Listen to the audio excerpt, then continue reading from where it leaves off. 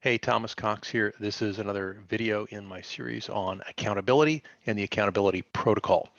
And what I want to talk to you about in this video is don't take yes for an answer. Uh, a lot of folks, when I speak to you about accountability challenges at work, I hear a complaint that people say yes and they don't behave yes. They say yes and they behave no. They say they'll do something, often very enthusiastically, and nothing happens. They don't follow through. They don't really mean it. They can't take their word for things, and it's upsetting, and rightly so. So what you need to do if you're getting these yeses and they keep letting you down, is you've got to stop taking yes for an answer. Here's what you have to do instead. Number one, bear in mind you deserve a strong yes. What you're looking for is a commitment to follow through, the person to really take ownership, that they'll overcome obstacles, that they'll deliver what you've asked when you've asked it and the way you've asked it. And you're totally entitled to ask for that, and you're entitled to get a strong yes if they're in a position to give it to you. Um, and the reason you're getting these weak yeses is one of several things, and it's on you to figure out what the problem is so you can help people give you the strong yes that you deserve. I'm going to put you in the driver's seat. These are all the things you can do. I'm not saying it's all your fault. I'm not saying other people maybe not making mistakes. Maybe they are, but we can't change them. This is about what you can do. So first thing you want to do is notice culturally, is this person or the group that they're in, or maybe your whole company, is there a culture that's saying yes is a commitment, or is it the culture that's saying yes is an aspiration? And neither one is correct. It's just a style thing. Different organizations and different people show up wired different ways on this continuum from yes means I'm enthusiastic versus yes means I'm committed and I'll stay up all night if I have to in order to deliver. And that continuum, if you're not sure where somebody is and you assume they're on the commitment end and they're actually on the aspiration end, why did you assume that? Especially the second, third, fourth time they give you evidence that their yeses aren't very strong. So find out what they mean by yes, and then don't take that yes as a commitment if it isn't. Secondly, you want to look and see, does this person have the skill to deliver what I'm asking? Do they have the tools necessary to deliver? And do they have the opportunity, the circumstance? Are they not overloaded already with other work in order to deliver what I'm asking? So what you're looking for is ready, willing, and able. Ready, willing, and able. Let's tear those apart. Is this person ready? Means that they've got time and space in their calendar, in their workday to do your thing, or they're willing to make the time or stay late or show up early or something. And if they're giving you weak yeses, you could say, hey, I'm glad you're enthusiastic, but, or and, I need more than that from you.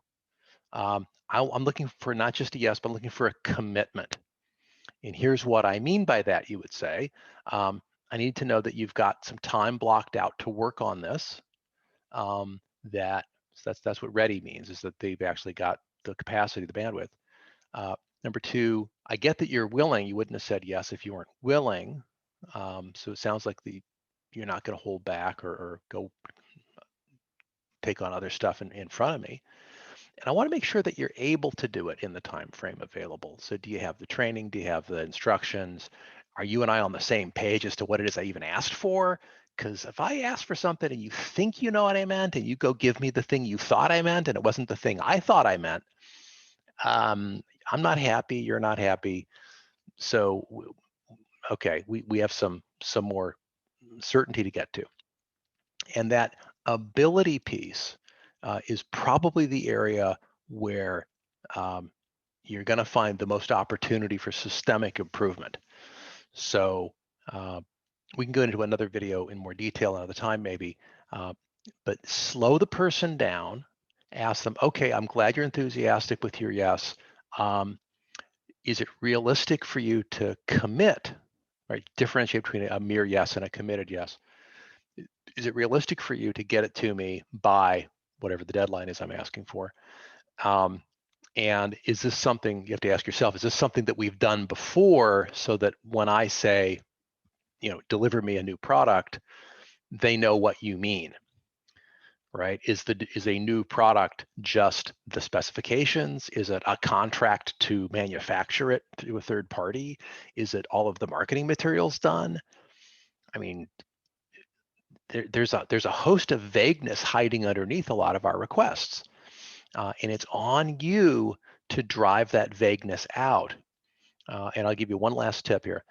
If you're asking for something large, something new, something they haven't done for you recently before with high quality, if you have some reason to doubt that maybe, just maybe, they think they know what you mean, but there's no guarantee that they've demonstrated their knowledge of what you mean, say, hey, super, the very first thing I need from you, let's say it's a 10-day project, by tomorrow, can you just show me an outline of how you were going to attack this and your sketch of what the final product or the final deliverable is going to be? I just want to make sure we're on the same page here, because I know what I thought I said, and I'm sure you know what you thought you heard, but I got to make sure they're the same thing, because you're not going to thank me if we engage in mutual mystification, as that process is called. So uh, that's the guidance. You've got a problem with people giving you weak what yeses. They say yes, but they don't follow through. You're frustrated. You're upset at them. You'd like to do something differently. The answer is stop taking yes for an answer and slow them down. Tease apart what you really want, which is a committed yes, and walk them through the steps of coming to commitment.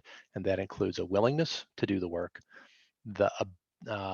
the readiness to do the work, which is to say they've got the bandwidth, they've got time blocked out on their calendar to work on your thing. And they have the ability, including all the inputs, the tools, the specifications, a very clear understanding of what's going on.